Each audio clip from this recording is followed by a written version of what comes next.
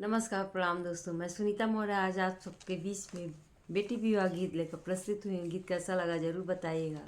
Comment लाइक कीजिएगा, subscribe कीजिएगा, ज़्यादा से ज़्यादा शेयर कीजिएगा। प्लीज़ पूरा वीडियो देख कर जाइएगा। गीत पसंद आए तो लाइक सब्सक्राइब करना मत भूलिएगा।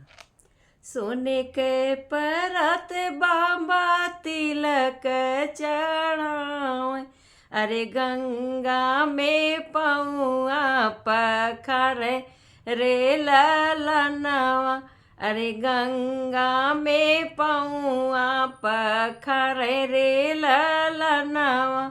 सोने के परत बाबा तिलक चढ़ावे, अरे गंगा में पौआ पखारे रे ललनवा। पौआ पखारी बाबा घर के लवटल, अरे बेटी डेउड़िया के ठाड़े रे ललनवा, अरे बेटी डेउड़िया के ठाड़े रे ललनवा।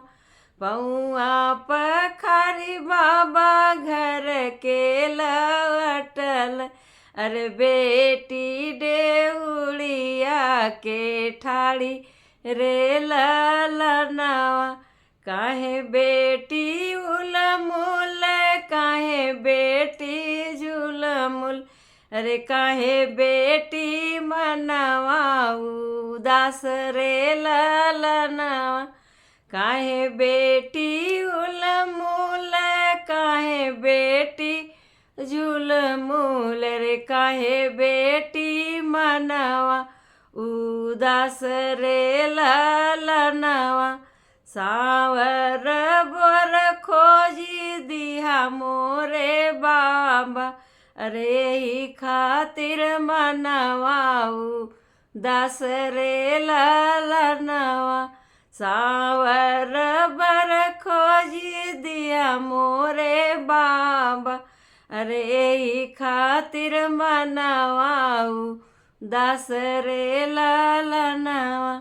सावर सावर जिन करा बेटी, अरे सावर श्री भगवान रे ललनवा। सावर सावर जिन कर बेटी, अरे सावर श्री भगवान रे ललनवा। सावर के माथे तिलक भल सोय, अरे सावर श्री भगवान रे ललनवा, अरे सावर श्री भगवान रे ललनवा।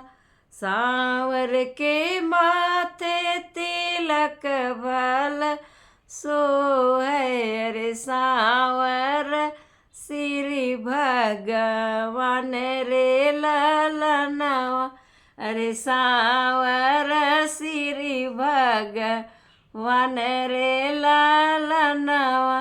धन्यवाद दोस्तों। गीत पसंद आए तो लाइक कमेंट जरूर कीजिएगा।